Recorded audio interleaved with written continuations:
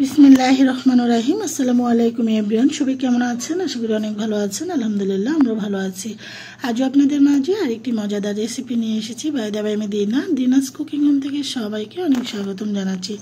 আজকে আপনাদেরকে খুব মজাদার একটা মাছ বোনা তৈরি করে দেখাবো। সেটা হলো পুঁটি মাছ বোনা।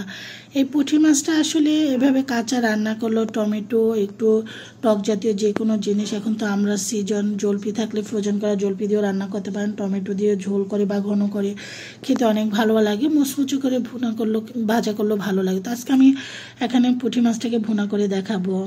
250 গ্রামের থেকে বেশি হবে পুঁটি মাছ নিয়ে নিয়েছি। এখানে আমি হলুদ, লবণ, মরিচ মাখিয়ে নিয়েছি। আমি মরিচটা দিয়েছি, এতে করে পুঁটি মাছের কালারটা কিন্তু দারুণ আসে। এই পুঁটি মাছটা কিন্তু যখন মুচমুচু করে গরম ভাতের সাথে খাওয়া দারুণ কিন্তু জমে যায়। এই পুঁটি মাছটা নানা ধরনের রেসিপিও তৈরি করা যায়, বা যে কোনো ধরনের শাক পাতার সাথে একটু শক্ত শক্ত করে ভেজে যখন আপনি রান্না করবেন, এটার টেস্টটা কিন্তু দারুণ আসে। তো এখানে আমার হাজব্যান্ড অনেকগুলো মাছ নিয়ে এনেছিল, প্রায় 2.5 কেজি মাছ এনেছে। তো মাছগুলো একদম খুবই শক্ত ছিল, মানে আর কি ফ্রেশ ছিল মাছগুলো। তো যাক, মাছগুলো কেটে ধুয়ে তারপর চলে এসেছি মাছগুলোকে ভাজা রান্না করার জন্য আর কি। তো আমি এখানে 250 গ্রামের থেকে বেশি হবে মাছ নিয়েছি।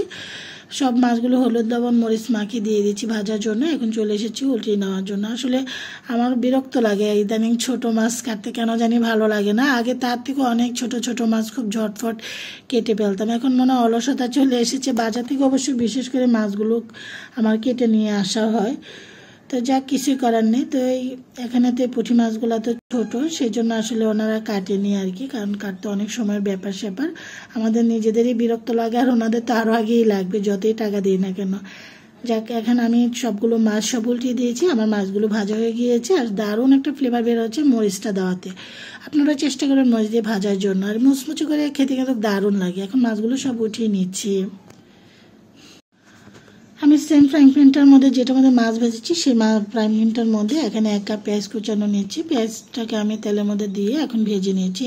আপনারা যারা সরিষার তেল খেতে পছন্দ করেন, সরিষার তেল দিয়ে রান্না করতে পারেন। আমি পেঁয়াজটাকে কোনো গোল্ডেন কালার করে ভাজবো না, জাস্ট পেঁয়াজটাকে একটু নরম করে ভেজে নিয়েছি। আমার মা হলে কিন্তু পেঁয়াজ ভাজা পছন্দ করতেন। আমার মা আবার খুব সুন্দর একদম গোল্ডেন কালার করে পেঁয়াজটাকে ভেজে তারপরে রান্না করেন। আসলে ওনারা তো আগের দিনের মানুষ, ওনাদের রান্না বান্না আসলে অন্যরকম, ওনাদের রান্নার টেস্টও কিন্তু অন্যরকম।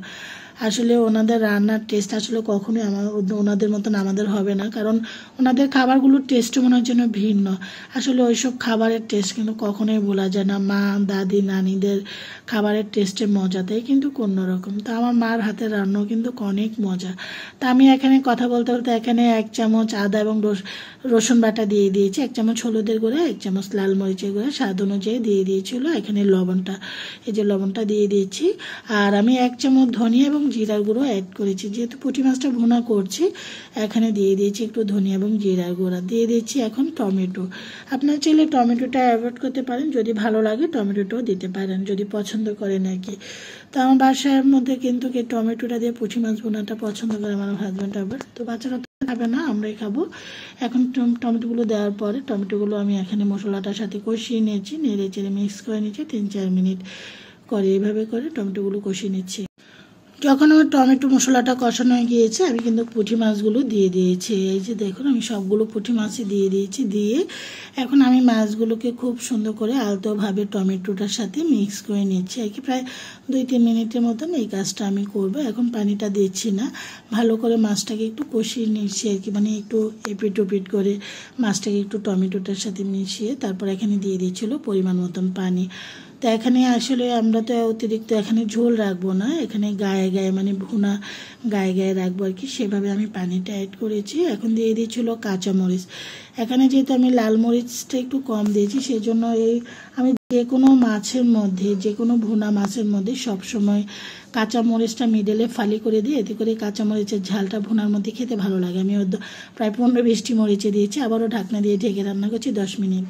10 মিনিট পর চলে এসেছি আপনাদের মাঝে। দেখতে পাচ্ছেন আস্তে আস্তে করে কিন্তু কালারটা চেঞ্জ হতে শুরু করেছে। আর যে কোনো ভুনা মাছে কিন্তু যখন আপনি কাঁচামরিচ মিডলে ফালি করে দিবেন, আপনারা নিজেরাই খেয়ে বুঝতে পারবেন এটার টেস্টটা কিন্তু অন্যরকম আপনি পাবেন। কিন্তু গুঁড়া মরিচের সাথে কিন্তু কাঁচামরিচের ব্যালেন্সটা কিন্তু দারুণ জমে যায়, আর একটু কাঁচামরিচটা বাড়িয়ে দিলে দারুণ। তবে এখন তো বাজারে কাঁচামরিচ আবারও আগুন লেগে গিয়েছে। 1 পোয়া কাঁচামরিচ প্রায় এখন 60 টাকা করে। আজকে আমি বাসা থেকে কিনলাম আর কি। প্রচুর দাম, আবারও কাঁচামরিচ, যেহেতু চারদিকে প্রচুর বন্যা, মানুষের যে কী অবস্থা, রাব্বুল আলামিন সবাইকে হেফাজত করেন এবং বিপদ আপদ থেকে রক্ষা করুন। আমরা তো কত ভালো আছি, তারাও যেন ভালো থাকে তাই কামনা করি। এবং নামাজ পড়ে আমরা সবাই একে অপরের জন্য দোয়া করব, যে যেখানেই থাকুক না কেন সবাইকে যেন আল্লাহ রাব্বুল আলামিন সহি সালামতে রাখেন। এটা ছাড়া আর আমাদের কোনো কিছুই করার নেই। আমরা যা যা জায়গা থেকে যতটুকু পারছি চেষ্টা করে যাচ্ছি আর কি।